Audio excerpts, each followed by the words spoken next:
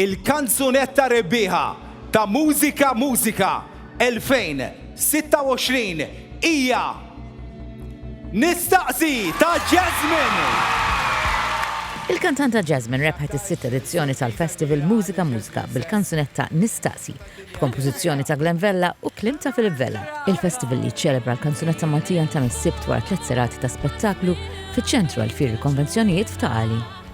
Għadni ma nistax nemmen, nixtieq ngħid grazzi il-kull min ilu jemmen fija minn mindu bdejt inkanta.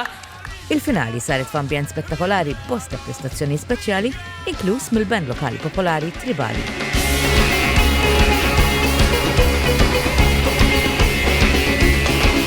Fost il-momenti ewlenin tas-serata kien hemm duett bejn tnejn il-preżentaturi ta' din is-sena, Ira Losco u Jamie Cardona.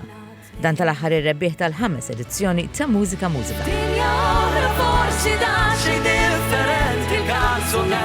Fost il-momenti li spikkaw is-sorpriża minn hu wieħed mill-preżentaturi ta' Mużika Mużika, Fabian Demikoli.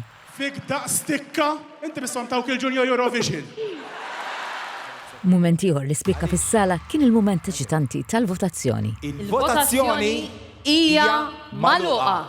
Fit-tieni post ikklassifikat il-kanzunetta Niftakarna b'interpretazzjoni ta' Daniel Kauki, lirika ta' Michael Spaniol u mużika ta' Daniel Kauki, Chris Gatt u Robert Spiteri.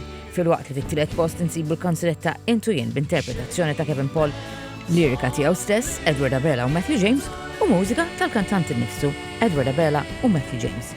Ma ġara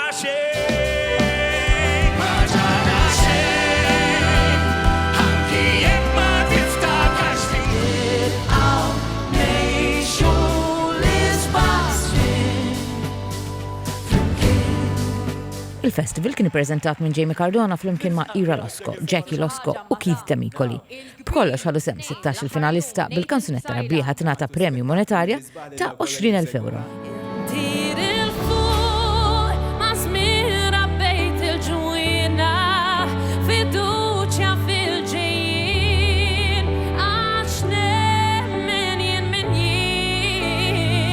Għall-ewwel darba fl-istorja Mużika Mużika ġie mxandar fuq 5 stazzjonijiet lokali li jinkludu TVM, One, F-Living, Smash TV u Shake TV, bit-trasmissjoni oħra fuq TVM Plus apposta bil-lingwa tas-sinjali Maltija.